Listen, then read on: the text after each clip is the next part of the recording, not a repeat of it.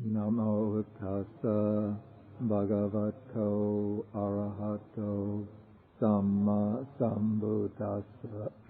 Namo tassa bhagavato arahato samma sambuddhassa. Namo tassa bhagavato arahato samma sambuddhassa. Okay, we are discussing now the Sutta number 27 in the Majjhima Nikaya, the Cūḻahatthipadopama Sutta, the simile of the elephant's footprint. And last time I discussed the passage on the abandoning of the 5 hindrances. And now I have to explain a little bit the concept of abandoning. This is a very important concept in Buddhism, since you could say like one of the main themes of the Buddha's teaching is the abandoning of the defilements. And now when we speak about defilements, according to Buddha psychology speaks about the defilements existing at 3 levels of the mind. Here in this class, I'm going to be throwing a lot of Pali terms at you. But it's important, I'm going to also give the English equivalent, but it's important to get these terms down and to understand them, because these terms and concepts, they give a very useful and quite an intricate map for understanding the terrain of the Buddha's teaching. Okay, so we have what I call a 3-fold layering of the defilement.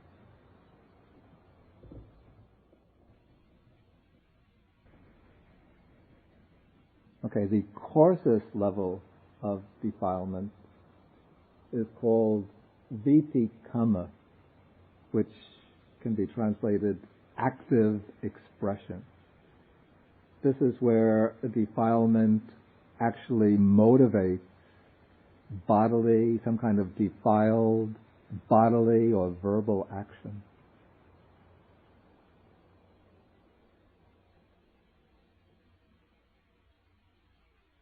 Then a subtler level of the defilement action is called pariyuttana, which means it might be translated mental obsession, or if that's too strong, you could even call it the arising of a defilement into the mind. It's active, the stage where the defilement is active in the thought process, in one's mental thought process.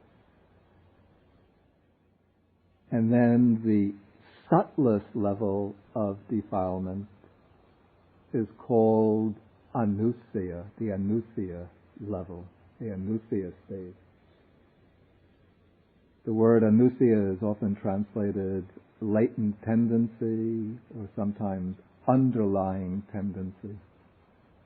It comes from the stem is saya, which means lying, like lying down. Verb sati, to lie down.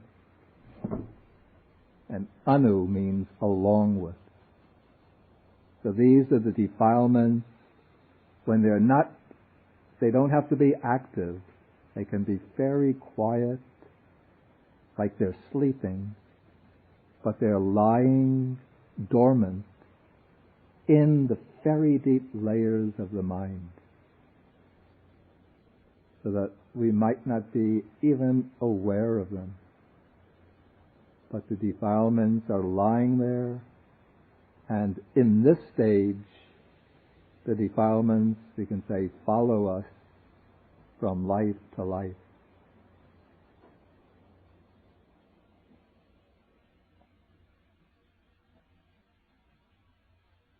And now the different stages of the Buddhist training are intended to counteract and eradicate the defilements at these different levels.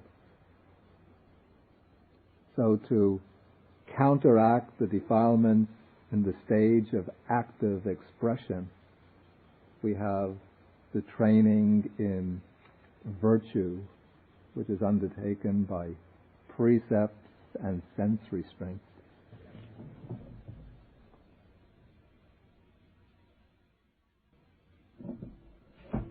Okay, so one counteracts the active expression of the defilement, the expression through bodily and verbal action, by undertaking precepts, by sense restraint, by the various observances that are called sila, often translated as virtue. But even though one is observing precepts, restraining the senses, still the defilements can remain active in the mind. One is still thinking unwholesome thoughts. The mind is still obsessed by unwholesome emotions, troubled by, called the 5 hindrances, sensual desire, ill will, dullness and drowsiness, restlessness and worry and doubt. So to overcome the defilements in the stage of mental obsession or disturbing thought processes, one develops samadhi, that is concentration, in order to purify the mind, to achieve a pure, clear, focused, one-pointed mind. It's called samadhi. It's defined as kusala chitta ekagata, that is wholesome, one-pointed mind. And so that wholesome, one-pointed mind is a mind in which the defilements have been removed. But even though the defilements are removed in samadhi, they are not eradicated, not eliminated. To eliminate the defilements, one still needs to go to, even though the defilements have been removed at the surface level, but still they are still dwelling in the underlying depths of the mind, at the level of anusaya, the underlying tendencies, the latent tendencies. And so to eradicate the defilements at the level of the latent tendencies, then one needs wisdom, panya, or prajna. And it's only prajna which is able to penetrate into the very deep levels of the mind and to cut out the defilements right at their root level, right at that very stage where they are rooted in the very substratum of the mind.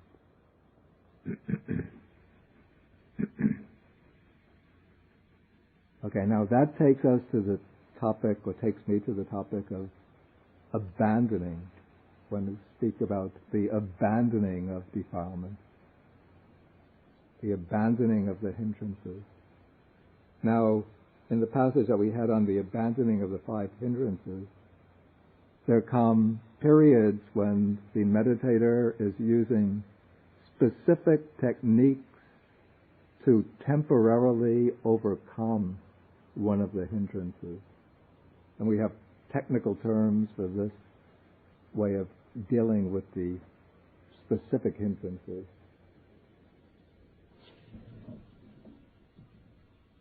I wish I didn't have to lay these technical terms on you, but there are no real adequate.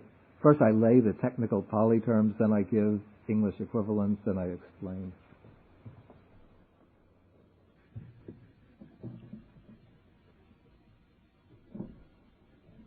Okay, now the first, what's called tad anga bahana. Anga means factor. Tad is actually tongue, that.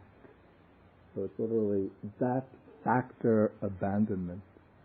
So we could say it's specific factor abandonment. Or I call it factorial abandonment.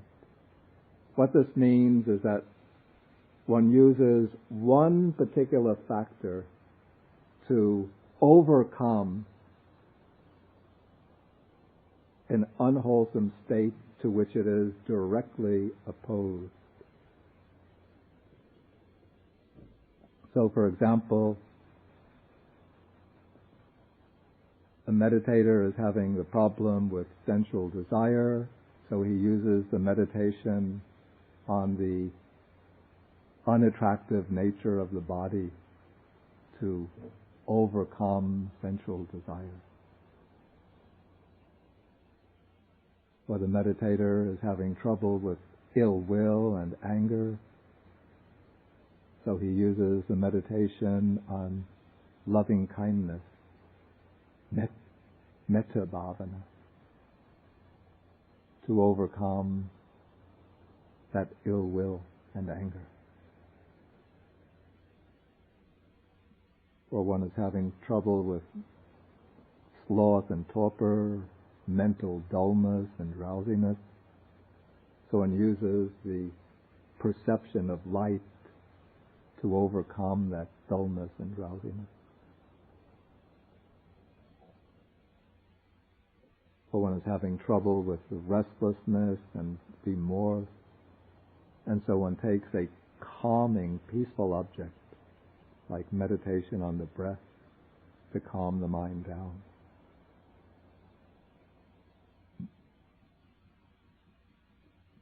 Or if one has skeptical doubt, then one uses a certain degree of reflection or analysis to overcome that doubt. And so one is using specific methods to eliminate specific troublesome, obstructive mental states.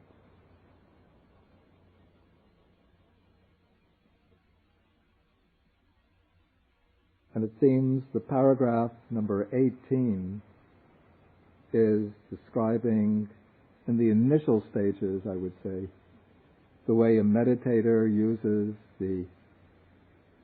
here the meditator is probably beginning with a basic meditation object, like maybe the mindfulness of breathing, or since he's aiming for the jhanas, the absorption, he might be taking one of the kasina objects, the Chinese, you call it Shi, you had it last week, Shi, Bian, Chu. That's very close to the original Pali, kasina yatana. Kasina yatana. Dasa kasina yatana, exactly.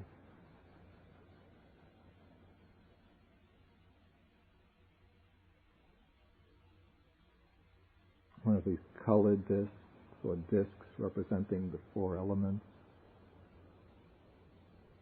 But then as one goes on meditating on the breath or on the kasina object, various obstructive mental states come, and then one has to use, from time to time, one has to use these special medicines to overcome those mental states.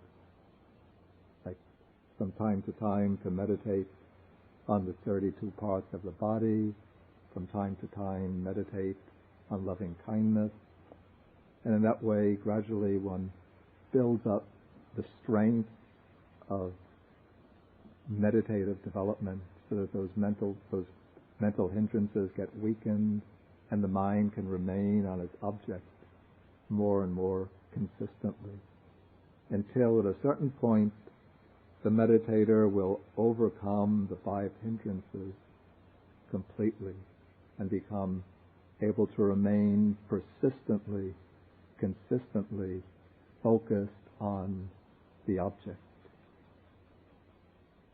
And when this happens in terms of the called the development of the object. The gross object will fall away, and then a subtle mental object appears to the mind. This is called this is really the proper object of concentration. It's not just the coarse object that one makes, the colored disc, but it's a mental replica of that disc. And it's not the actual breathing itself, but it's a very subtle object that appears based on the breath. This is called technically the nimitta, samadhi nimitta. There must be a Chinese equivalent for it. Do you know it? Sanjan. Yeah. Okay, and so now the hindrances are abandoned and the mind is focused upon this very subtle object. And this is called now Vipassana. It's the first stage of Vipassana, the stage of suppression, abandonment. Now the hindrances subside. This is like, compared to like a pool of water growing someplace in the jungle, and the person, and the water, it's overgrown with different types of water plants. And the person wants to take a drink. He's going through the jungle and he wants to take a drink of water.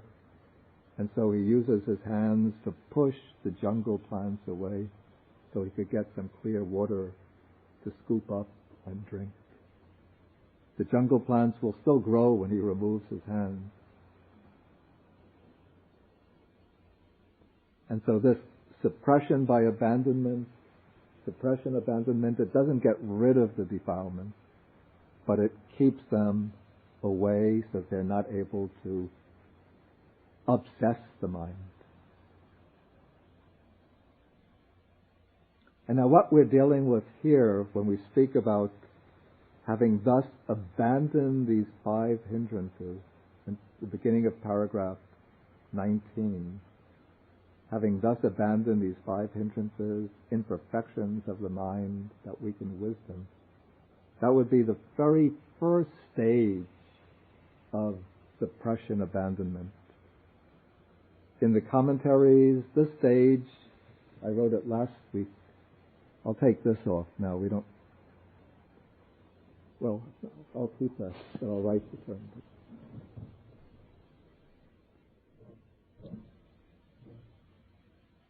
Okay, in the commentaries, this stage is called access concentration or neighborhood concentration.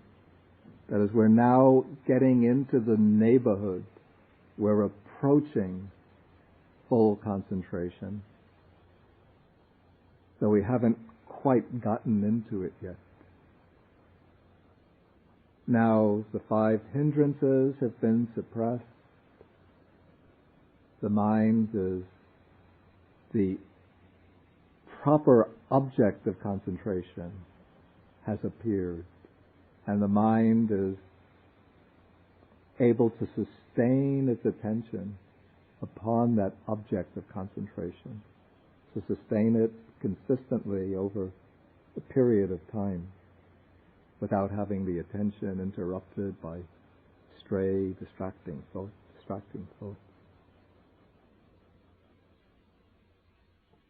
But still, the concentration, it's not really deep.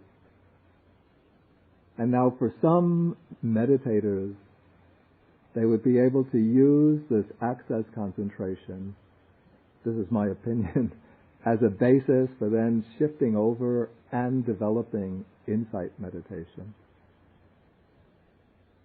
But in this sutta, the Buddha wants to show the most direct path going all the ways to arhatship, to the final goal. I was thinking of an analogy for the map of the path given in this sutta. I'm thinking, in the domain of meditation, there are many, many different routes that one could take, many different avenues and streets, many different roads, routes. But it's like if one were to have a close-up map of New Jersey, at a very close zoom-in focus, you would see like many little roads, many little streets, little towns, how to get from town A to town B using little roads, side streets, and so on. But if you take a map of the United States and then look at, or even the map of eastern, northeastern United States and look at New Jersey, all you see is Route 80, Route 287, you see Patterson, Newark, Jersey City, the Jersey Turnpike. You don't see Lafayette, you don't see Sparta, you don't see, probably you don't see Newton. Okay, so this is like that zoom out map of the path. You don't see all the intricate details, but just the main features. The most direct route, like Route 80 or Jersey Turnpike map of the path. And so now the Buddha is going to show the way the path goes through the jhanas, 1, 2, 3, 4, then through the direct knowledges to the fruit of arhatship. Okay, so now we come from the abandoning of the 5 hindrances into the first jhana. Okay, now there are these 4 stages of deep concentration. These are the stages of concentration which are called the jhanas. The jhanas come from the verb jayati, which means to consider closely, to observe closely, to contemplate. And somehow this noun jhana originally came to mean just observation or close consideration, and then it came to be used by the Buddha, also by some other Indian philosophical systems, to mean specific states of deep absorption, deep meditative absorption. And now, even though it might be possible to go directly from access concentration to insight meditation, in access concentration, the 5 hindrances are not really well suppressed. But here the Buddha wants to show how the stages in which the hindrances are removed, suppressed, and really kept pushed far and far into the background. And he wishes to show also these particular states, because even though they're mundane, in the sense that they're in a sense mundane states, they're not states of nirvanic bliss, but still these were the states that the Buddha himself had entered during the period of his own quest for enlightenment. If you remember, and I'll just refer back, I'll refer back to this sutta. This was sutta number 36, which we studied last year, the Greater Discourse to Sachika. It is on page 340. When the Buddha had been experimenting with these extreme ascetic practices for many years, 6 years, according to tradition, and he found they didn't lead to any kind of higher wisdom. Then he remembered an experience he had gone through as a child when his father was plowing the ground and he was sitting under a rose apple tree. Then just spontaneously, he was sitting there cross-legged, spontaneously he entered into a state of deep meditative absorption. And then he recalled this experience, and the thought occurred to him, could this be the path to enlightenment? And then he was at first hesitant experiment with that experience because that experience was pleasant. And as an ascetic, he thought one has to avoid pleasant experiences, because that was the dominant idea amongst the spiritual seekers, that pleasant experiences are dangerous, they're seductive, they're traps, they're they're sticking points of attachment, so we have to keep away from them. But when the Buddha reflected upon that experience, he realized that, he says, why should I be afraid of that pleasure, which has nothing to do with sensual pleasures and unwholesome states? And then he concluded that I am not afraid of that pleasure, since it has nothing to do with sensual pleasures and unwholesome states. And so then the Buddha, after he regained his strength, his bodily strength, then he entered into that state of the first jhana. And then from there he went through the successive jhanas until on the basis of the jhanas he was able to attain the higher knowledges and then to attain enlightenment. And so after his enlightenment as a teacher, then he frequently recommended the jhanas to his disciples as first as a way to overcome the hindrances, and then also because this is a higher pleasure, a higher happiness, so it's a way to draw the mind away from sensual happiness, sensual pleasure, and lead it to the pleasure, the bliss of enlightenment.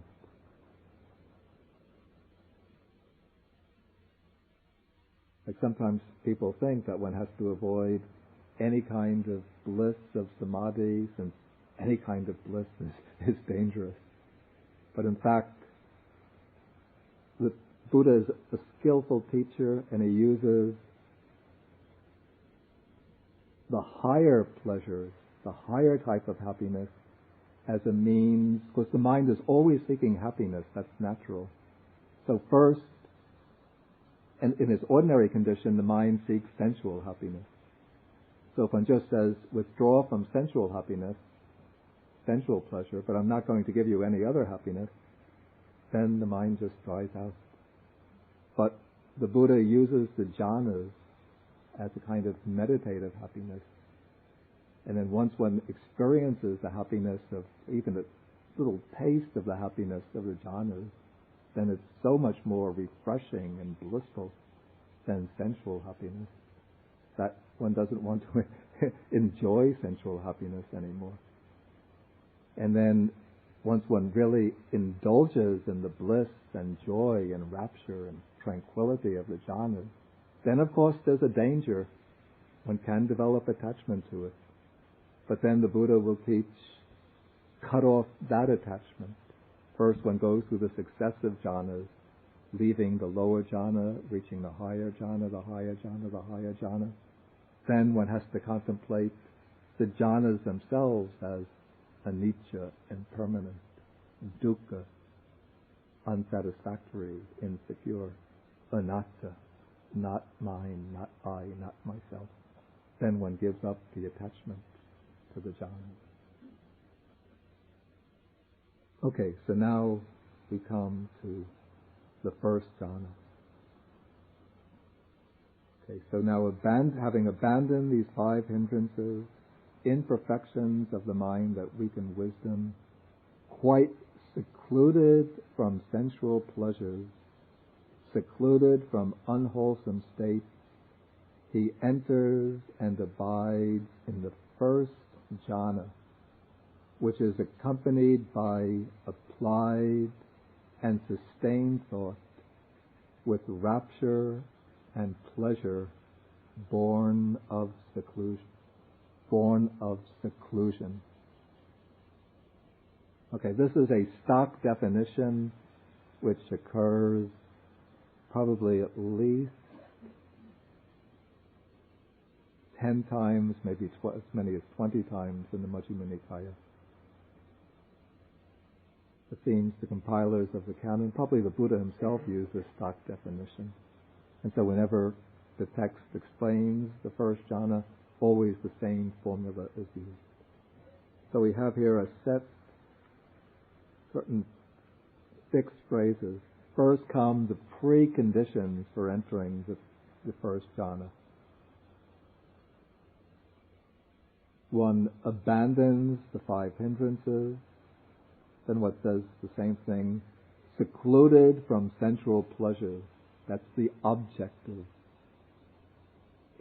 The objective barrier that one has to overcome. That is the external sensual pleasures. One has to remove oneself from them by leading a simple life, a detached life. And then secluded from unwholesome states. The unwholesome states are the internal obstacles, namely the 5 hindrances themselves. Then one enters and abides in the first jhana, which is accompanied by, here we have 2 separate mental factors, which are very similar, but still there are some differences.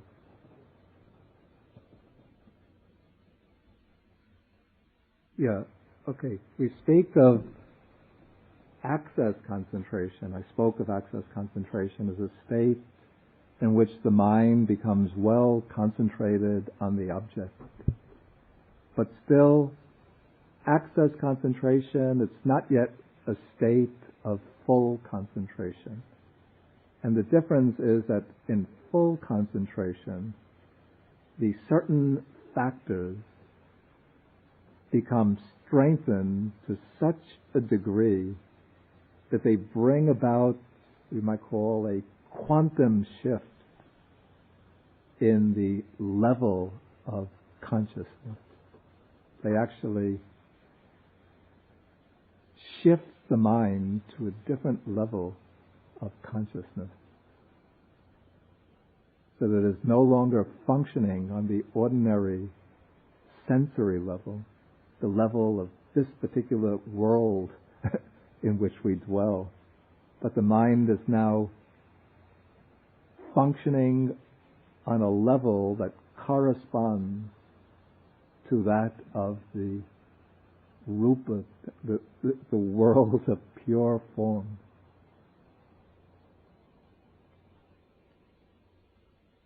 And what brings about that shift is the strengthening of certain factors, 5 factors, which are called the jhana factors, the factors of the jhana. 4 of them are mentioned in the formula of the suttas.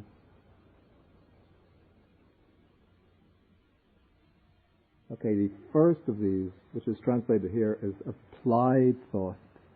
And the use of the word thought is very unsatisfactory, because the word thought implies that we're thinking about this, thinking about that. But what is called vitakka is actually, it's a mental function which applies the mind to the object. So we could call it, I call it here, mental application. So in the jhana, there's no thinking going on as we know thinking. One is not thinking about the object. This is good, this is bad. What am I going to do tomorrow? What am I going to do? What did I do yesterday? One is not even thinking about the object. One is not thinking in-breath, not thinking out-breath, not thinking blue, if it's a blue kasina, not thinking earth, if it's an earth kasina. But vitakka is just the factor that applies the mind to the object. Metaphorically, it's said that it lifts the mind up and pushes it onto the object, places it onto the object. And its partner here is called vichara. The two often go together, though they're not quite inseparable. Vichara, here it's translated sustained thought. But later I've changed my translation to examination.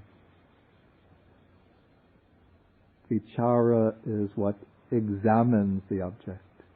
But again, this is not an examination in the sense of looking at the object, evaluating it, thinking this is good, this is bad, I like this object, I don't like this object. But it's just an inspection, what inspects the object.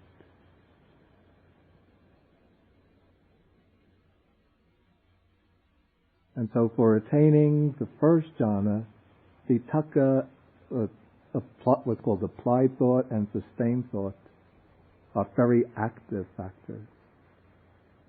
And as the mind, as they work together, vitakka is applying the mind to the object, vichara, sustaining the mind on the object, examining the object, then the mind becomes one-pointedly fixed on the object. That is this fifth factor. That's the factor of concentration itself. And as that concentration becomes stronger in the process of approaching the jhana, then there arises what's called piti, which I translate somewhat inadequately rapture. But rapture, again, it doesn't quite hit the mark. Maybe it suggests too much excitement.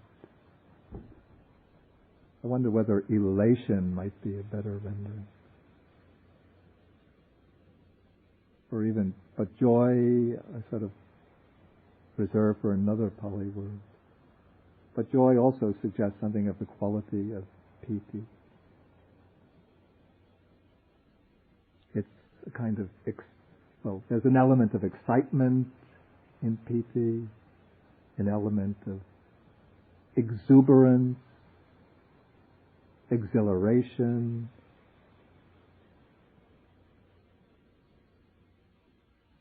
gladness, delight.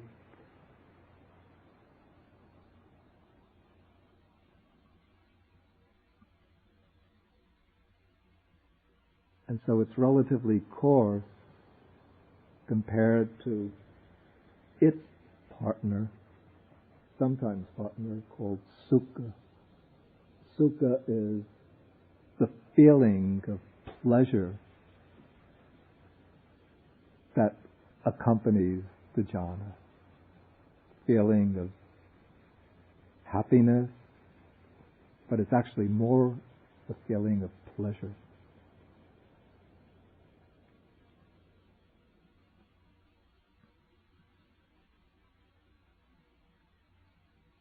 The commentaries, they try to illustrate the difference between piti and sukha using a simile. The simile is that of a man who is wandering through a desert for a long time. He's quite hot, thirsty.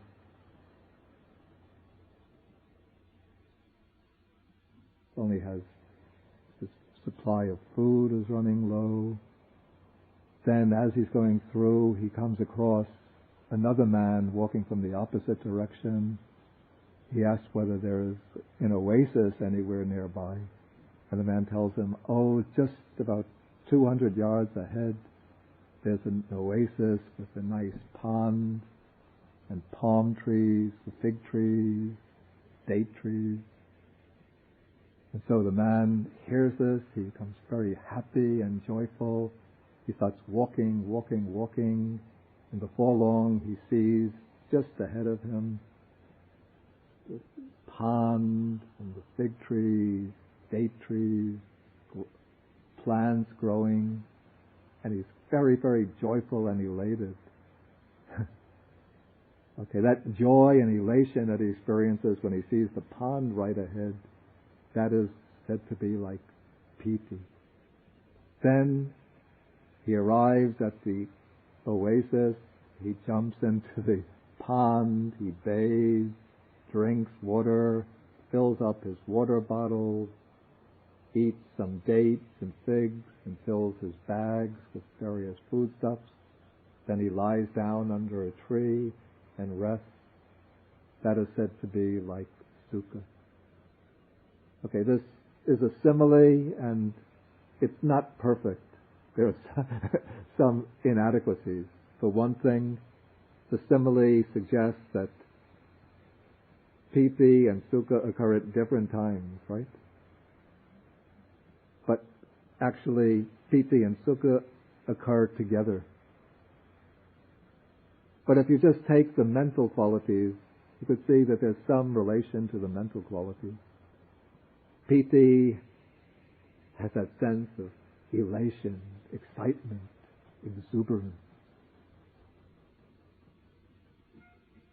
Whereas sukha is more relaxed, calmer, satisfied. It's a sense of satisfaction.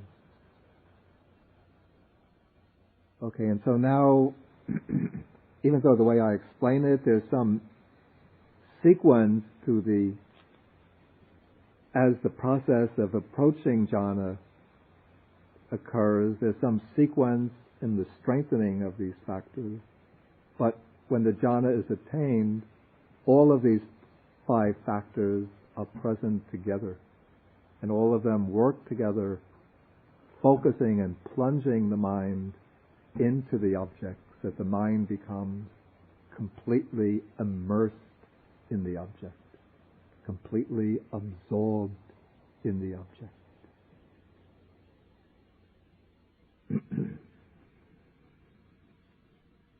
And if you remember now, coming into the sutta, back to the sutta, we're following through the simile of the elephant's footprint. And the Buddha was trying to explain how the elephant's footprint is truly followed through correctly, in detail. The person that he was speaking to gave a wrong simile of the elephant's footprint. He said that one has confidence in the Buddha, true confidence in the Buddha. But if one sees the footprints of the Buddha, footprints of the Tathagata, because one sees that the Brahmins convert and become disciples of the Buddha, one sees the Kshatriyas become disciples of the Buddha, one sees the householders become disciples of the Buddha, and one sees ascetics become disciples of the Buddha. The Buddha says that's the wrong way of tracking down the Tathagata by his footprint. But now the Buddha says, this is now a real footprint of the Tathagata. Because now one is tracking the Tathagata by the process by which he himself achieved enlightenment. And that first footprint that the Tathagata left in his own quest for enlightenment was the first jhana. So this is called a footprint of the Tathagata. Something scraped by the Tathagata. Something marked by the Tathagata. But a noble disciple does not yet come to the conclusion the Blessed One is fully enlightened. The Dhamma is well proclaimed by the Blessed One. The Sangha is practicing the good way. And a reason why he wouldn't come to this conclusion, what would be a reason?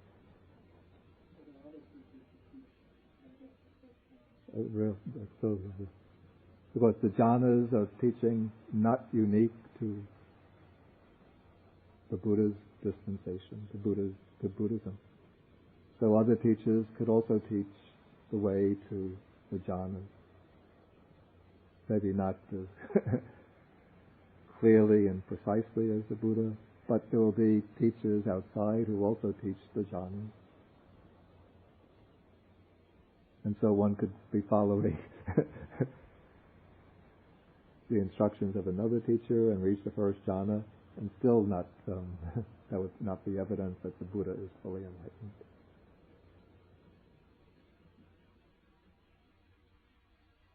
Okay, maybe at this point then I will stop the exposition, and if there are any questions. Yeah. I have to say now, if you have all of these notes and you master these notes, you go to any temple in Sri Lanka and you bring up questions on these points, and the monks will say, wow, where does this person learn? This is stuff you don't get in any elementary textbook on Buddhism.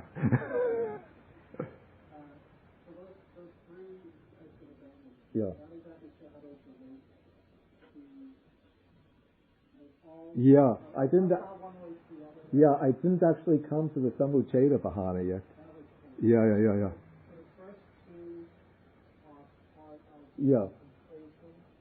The first two, now I've explained, factorial abandonment is the way the meditator in the initial stages is using specific remedies to deal with specific hindrances. Then once he's able to overcome these specific hindrances and then using the main meditation object to get into first access concentration, then into the jhanas, that will be suppression abandonment. Yeah. Especially into the jhanas. Then using wisdom to eradicate the hindrances.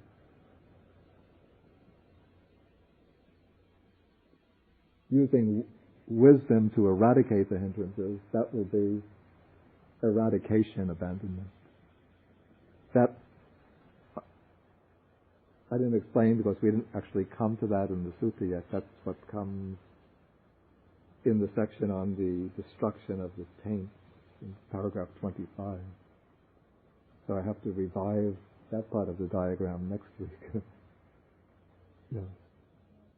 Yeah.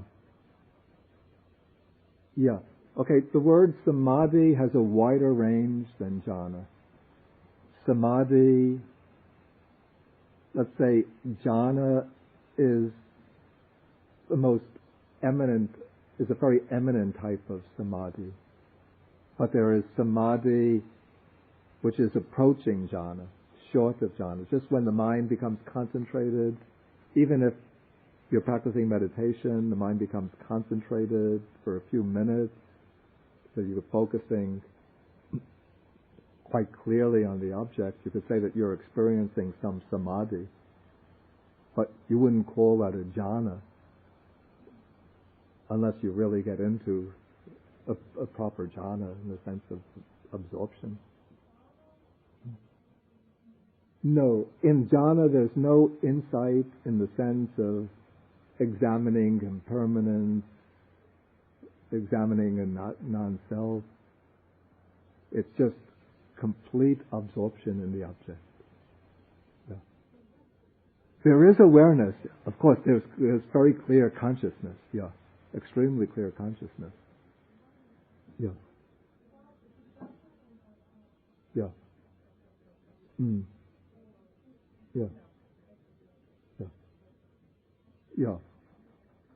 Yeah. The difference between vitaka and vichara.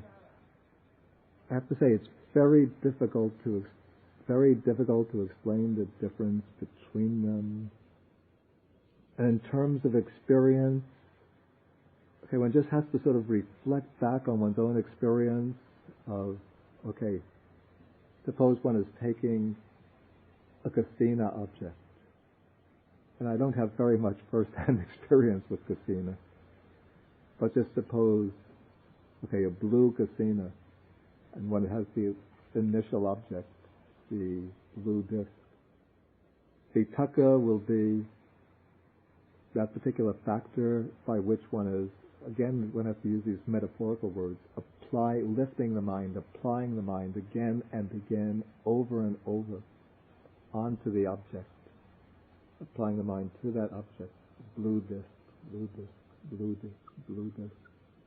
Vichara, if you just reflect sort of through a subtle shift in one's introspection, vichara is what is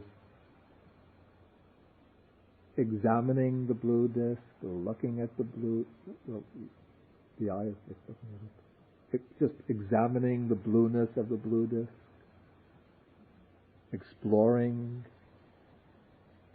vichara, turning the blue disc over and over in the mind. Yeah. It's not that vitakka turns into vichara. No, vitakka and vichara are distinct. What I would say is that at the beginning, vitakka is more prominent, because at the beginning one has to make a more determined effort to apply the mind at the object. And the examining of the object is more in the background. But once the object becomes fixed more clearly in the mind, then the applying of the mind to the object can soften. One could soften that function, and the examining of the object becomes comparatively more prominent. There's something I wanted to say, but then it'll come back. Yeah. Don't they become one? They never actually become one in the sense of being identical. In a sense, only in the sense that the object of the mind in the jhana, or even in the stage preceding the jhana, is a purely mental object. Now, one is not dealing with the physical object that one initially used as a basis for concentration. Once the mind reaches a certain level of concentration, that object falls away, and one is able to pick up the mentally created object, which has been based upon that original physical object. And so then one takes a purely mind-created object, a purely perceptual object, and then that is the object of the concentration. In that sense, the mind and its object are one. Yeah. Yeah.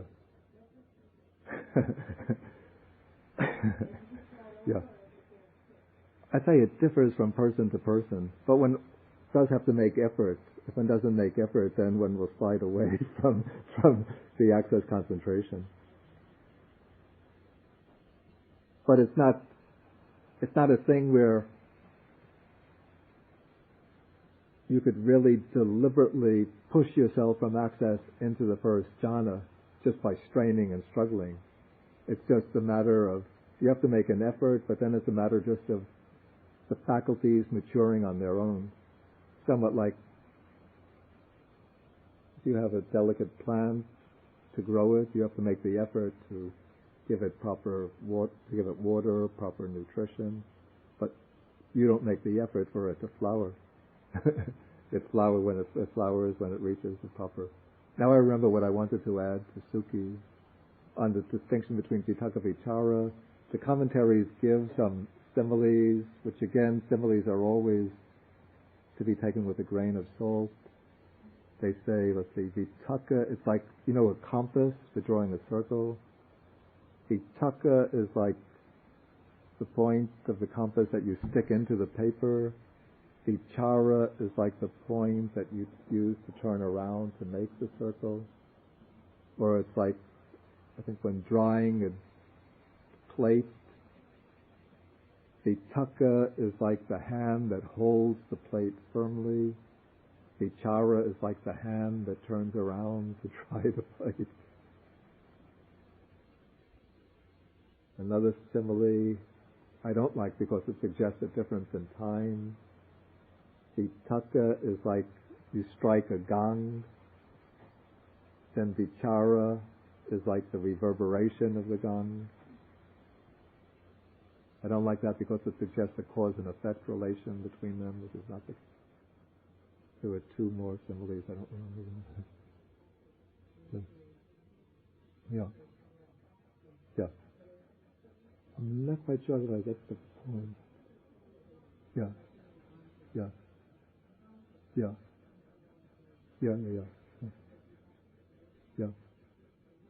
Yeah. Okay, where the concentration is on the object and doesn't disconnect.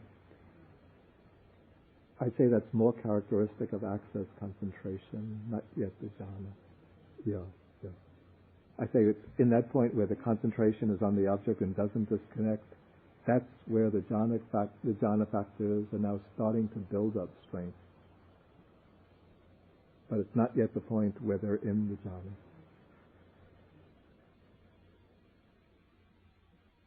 And also just to come to the point raised by Janet here, about effort and energy, sometimes the way to bring about that quantum shift, it's not by pushing, but by softening the effort rather than pushing the effort. Because pushing the effort tightens the mind, and that creates agitation. But sometimes it's a matter of the mindfulness has to be there, but instead of pushing, then just keeping the observation, but softening and loosening the grip, seeming to loosen the grip on the object. But since mindfulness one is observing the object, but that loosening of the mind is what allows the concentration to deepen, and then the mind makes the shift. Yeah.